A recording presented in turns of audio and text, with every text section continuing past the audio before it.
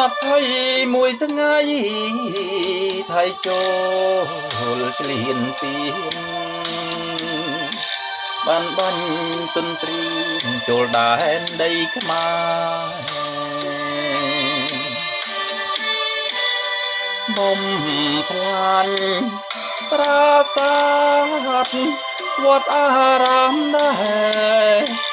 បាញ់មិនគិតទេគ្រប់ទីកន្លែងកងទ័ពខ្មែរខ្លាំងតាំងបាគ្រប់ទីប្រថុយជីវី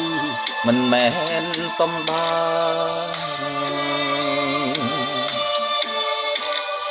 កាពីដែនដីមិនដែលខ្លាចក្រែងជីវិតខ្លួនឯងក៏មិនស្ដាយដែរគួរឲ្យគោរពសែនស្ងើយសរសើរគោរពទង្វើវីរៈទ័ពខ្មែ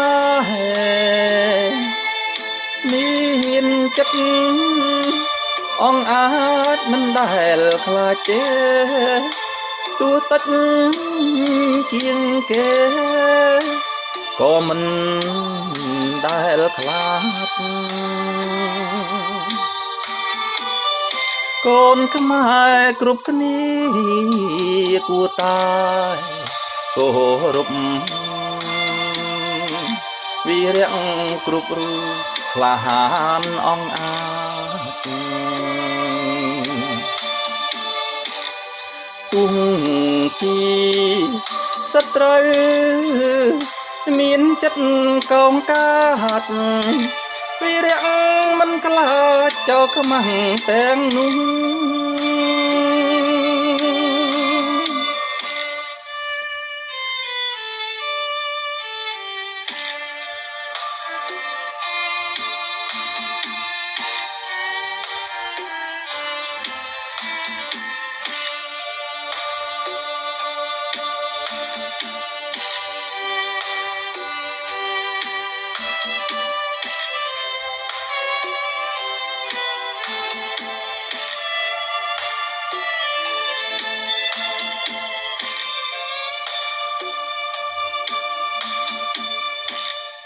គួរឲ្យគោរពសែនស្ងើចសរសើរគោរពទង្វើវីរៈទ័ពខ្មែរមានចិត្តអង្អាចមិនដែលខ្លាចទេទោះតិចជាងគេក៏មិនដែលខ្លាច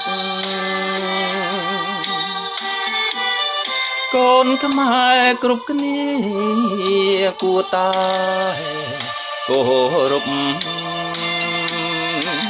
វីរៈគ្រប់រូបក្លាហានអង្អាចទុំជាសត្រូវមានចិត្តកោងកាត់វីរៈ